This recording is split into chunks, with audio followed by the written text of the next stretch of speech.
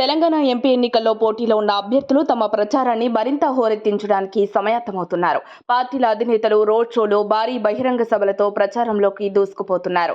ఈ క్రమంలోని తమ ప్రచారానికి సినీ గ్లామర్ ను కూడా జోడించాలని సినీ పరిశ్రమతో సంబంధాలు, బంధుత్వాలు ఉన్న అభ్యర్థులు ప్రయత్నిస్తున్నారు. ఈ నేపథ్యంలోనే తెలంగాణ పార్లమెంటు ఎన్నికల ప్రచారంలో పాల్గొనడానికి హీరో విక్టరీ వెంకటేష్ సైతం రెడీ అవుతున్నారని ప్రచారం జరుగుతోంది. విక్టరీ వెంకటేష్ రాజకీయాలకు దూరంగా ఉంటారన్న టాక్ ఉంది. అయితే ఈసారి ఒక అడుగు ముందుకేసి వెంకీమామ రాజకీయాల్లోకి అడుగుపెట్టడం ఖాయమని ఖమ్మం లోక్సభ నియోజకవర్గం ఎంపీ బరిలో కాంగ్రెస్ నుంచి వెంకటేష్, వియ్యంకుడు రామసహాయం, రఘురామిరెడ్డి పోటీలో నిలబడ్డారు. దీంతో తెలంగాణలో కాంగ్రెస్ పార్టీ తరపున ప్రచారం చేయబోతున్నాడంటూ వార్తలు గుప్పమంటున్నాయి. ఆసక్తికరమైన విషయం ఏంటంటే రఘురామిరెడ్డి వెంకటేష్ కు స్వయాన వియ్యంకుడు. వచ్చే నెల 13వ తేదీన లోక్సభ ఎన్నికలు జరగబోతున్నాయి.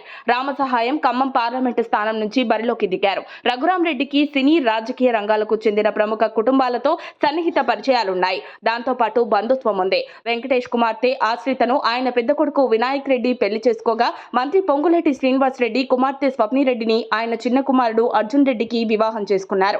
వెంకటేష్ కాంగ్రెస్ తరపున ప్రచారం చేయబోతున్నాడంటూ ఇప్పటికే సోషల్ మీడియాలో, పరిశ్రమలో వార్తలు వైరల్ గా అయ్యాయి.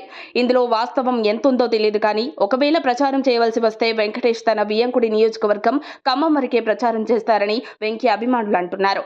ఒకవేళ కాంగ్రెస్ తరపున హీరో వెంకటేష్ ప్రచారం చేయడం నిజమైతే సీఎం రేవంత్ కు ఇది గుడ్ న్యూస్ అనే చెప్పాలి. త్వరలోనే దీనికి సంబంధించిన షెడ్యూల్ విడుదల చేయనున్నారు. వీరి బాటలోనే మెగా హీరో చిరంజీవికి కూడా పవన్ కళ్యాణ్ కు మద్దతుగా పిఠాపురంలో ప్రచారం చేసే అవకాశాలు మెండుగా ఉన్నాయని జనసేన వర్గాలు చెబుతున్నాయి. మరిన్ని అప్డేట్స్ కోసం మా కాయ్ టీవీని సబ్స్క్రైబ్ చేసుకోండి. మా వీడియో కనుక మీకు నచ్చినట్లయితే లైక్ చేయండి, షేర్ చేయండి. మీ విలువైన అభిప్రాయాలను కామెంట్ బాక్స్లో తెలియజేయండి.